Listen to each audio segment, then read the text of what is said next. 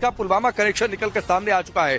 जिस गाड़ी में धमाका हुआ ये गाड़ी पुलवामा की तारीख को बेची गई थी। वो गाड़ी जिसका पेपर हमने आपको दिखाया, जो 2014 मॉडल की गाड़ी है, जो व्हाइट कलर की, जो पेट्रोल सीएनजी मॉडल, वो पुलवामा के तारिक ने वो गाड़ी खरीदी थी जिसको बेची गई थी ये गाड़ी जो है। तो ये ब्लास्ट का पुलवामा कनेक्शन, यानी अब ये धीरे धीरे जो सूत्र बता रहे थे कि ये आतंकी हमला है, इसका एक कनेक्शन क्या एस्टेब्लिश हो रहा है, क्या ये सब कुछ उस दिशा में आगे बढ़ रहा है, इसकी हम चर्चा करेंगे। लेकिन ये अपने आप में बहुत बड़ी खबर है और कई सारे सवाल इस खबर के साथ खड़े होते हैं कि पुलवामा से अगर इसका कनेक्शन जुड़ रहा है तो क्यों जुड़ रहा है। और पिछली बार पुलवामा में जिस तरीके से हमला हुआ था और उसके बाद सेना ने जिस तरीके से चुन चुनकर आतंकियों को मौत के घाट उतारा था, क्या अनुज हमारे साथ जुड़ चुके हैं। अनुज, ये बहुत बड़ी खबर, दिल्ली धमाके का कनेक्शन पुलवामा से, जो गाड़ी इस्तेमाल हुई वो गाड़ी पुलवामा के तारीख को बेची गई थी।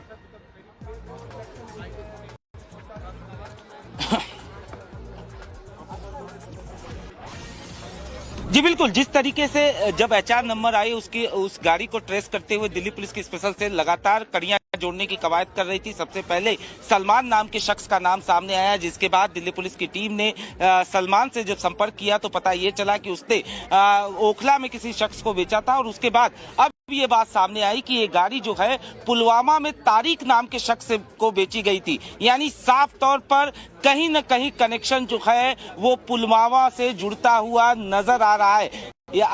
निश्चित तौर पर आज सुबह जिस तरीके से फरीदाबाद में विस्फोटक की बरामदगी हुई, वो कनेक्शन भी कहीं न कहीं कश्मीर से जुड़ा हुआ था। और अब जिस तरीके से गाड़ी की ये जो कार थी i20 कार, उसका कनेक्शन पुलवामा से जुड़ा हुआ नजर आ रहा है। ऐसे में साफ तौर पर अब कहीं न कहीं दिल्ली पुलिस की स्पेशल सेल ये भी जांच करेगी कि क्या जो फरीदाबाद में बरामदगी हुई उसके तार तो यहाँ तक नहीं जुड़े हुए। निश्चित तौर पर एक बड़ी ब्रेक थ्रू ये कहा जा सकता है, जिस तरीके से i20 कार को लेकर जांच शुरू की गई और जैसे जैसे जांच आगे बढ़ी अब धीरे धीरे कर कड़ियां इस पूरे मामले की जुड़नी शुरू हो गई। जाहिर तौर पर यह बात साफ थी कि ये विस्फोटक, ये जो ब्लास्ट हुआ है वो सामान्य ब्लास्ट नहीं था। और यही वजह थी कि दिल्ली पुलिस की तमाम यूनिट्स के साथ साथ सेंट्रल एजेंसीज की जो तमाम एजेंसी जो है वो यहाँ पर पहुंची और उसके बाद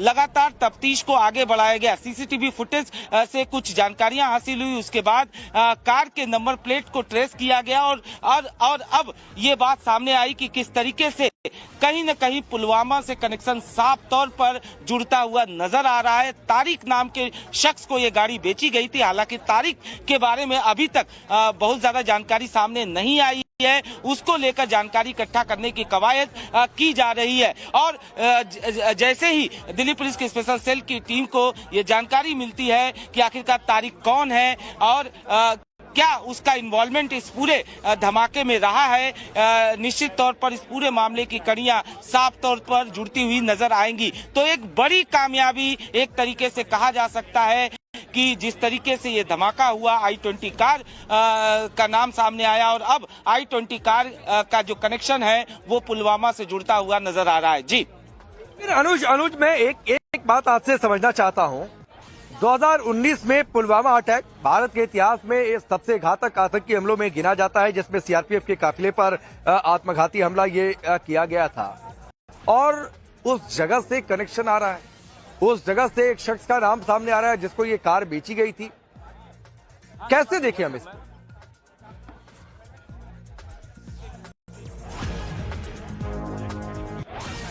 जी बिल्कुल, जाहिर तौर पर ये तमाम ऐसी चीजें हैं जिसको लेकर तफ्तीश की जाएगी, क्योंकि जैसा कि कश्मीर में इससे हमने देखा कि कैसे धमाके हुए, कैसे कश्मीर को टारगेट किया गया, लेकिन दिल्ली में, राजधानी, देश की राजधानी दिल्ली में जिस तरीके से ये धमाका हुआ और उसके कनेक्शन अब पुलवामा से जुड़ते हुए नजर आ रहे हैं। हालांकि ये शुरुआती तफ्तीश है, अभी भी हम अपने दर्शकों को ये बताना चाहेंगे कि ये शुरुआती जांच है, अभी तक जांच एजेंसी जो है वो किसी नतीजे तक नहीं पहुंची है, लेकिन धीरे धीरे कर कड़ियां जो हैं वो अब जोड़नी शुरू की गई है। निश्चित तौर पर ये तारिक कौन है, जाहिर तौर पर जब भी इस तरीके के धमाके होते हैं तो अक्सर ये देखा जाता है कि जो गाड़ियों का इस्तेमाल किया जाता है या उनके नंबर प्लेट्स का इस्तेमाल किया जाता है, कहीं न कहीं उनके साथ चीट किया जाता है। तो क्या वाकई में ये वही गाड़ी थी या नंबर प्लेट को तो नहीं चेंज किया गया था, ये तमाम चीजें अभी जांच का विषय है। लेकिन शुरुआती जांच में अब ये बात सामने आ रही है कि ये जो गाड़ी थी वो कहीं न कहीं बेची गई थी तारिक नाम के शख्स को, और ये तारिक जो है उसका कनेक्शन पुलवामा से सामने आ रहा है। तो ऐसे में कहीं न कहीं ये ब्लास्ट के कनेक्शन जो हैं वो पुलवामा से जुड़ते हुए नजर आ रहे हैं। फिलहाल तमाम जांच एजेंसियां जो हैं वो हर पहलू पर मामले की तफ्तीश कर रही हैं। दिल्ली पुलिस की स्पेशल सेल की जो तमाम यूनिट्स हैं, खासतौर पर जो टेररिज्म पर काम करती हैं, वो तमाम यूनिट जो हैं वो अलग अलग एंगल्स पर मामले की तफ्तीश कर रही हैं। जैसा कि केंद्रीय गृह मंत्री ने साफ तौर पर कह दिया था कि इस पूरे मामले की हर एंगल पर जांच की जा रही है, और यही वजह है कि हर एंगल पर पूरे मामले की तफ्तीश की जा रही है। लेकिन शुरुआत कहां से जांच की हुई? शुरुआत गाड़ी से हुई। चूंकि चलती गाड़ी में ये धमाका हुआ, ऐसे में गाड़ी को ट्रेस करना जरूरी था कि आखिरकार वो गाड़ी किसकी थी, किसके नाम पर रजिस्टर थी, जो लोग उसमें सवार थे वो कौन लोग थे। और इसको लेकर जब तफ्तीश धीरे धीरे आगे बढ़ती है तो सबसे पहले एक नाम सामने आता है, वो नाम सलमान का होता है। सलमान जो कि हरियाणा का रहने वाला है। जब सलमान से जानकारी इकट्ठा की जाती है तो वो ये बताता है कि उसने ओखला में किसी शख्स को बेचा था। ओखला वाले शख्स से पता चलता है कि उसने किसी तीसरे शख्स को बेचा था, और अब ये जानकारी मिल रही है कि तारिक नाम के शख्स को ये गाड़ी जो कि पुलवामा का रहने वाला है उसको बेची गई थी।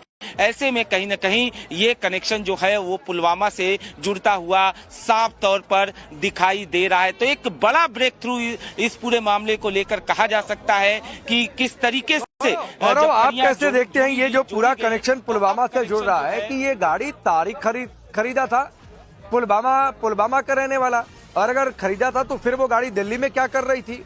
ये भी उसके आगे एक सवाल आकर खड़ा हो जाएगा। कितनी बार गाड़ी खरीदी, बेची गई, क्या फर्जी नंबर प्लेट का इस्तेमाल हुआ? बहुत सारी बातें। ये मामला पुलवामा से जुड़कर ये मामला और बहुत बड़ा हो चुका है। अनुज, ये सवाल आपसे, ये मामला पुलवामा से जुड़कर और बहुत बड़ा हो चुका है।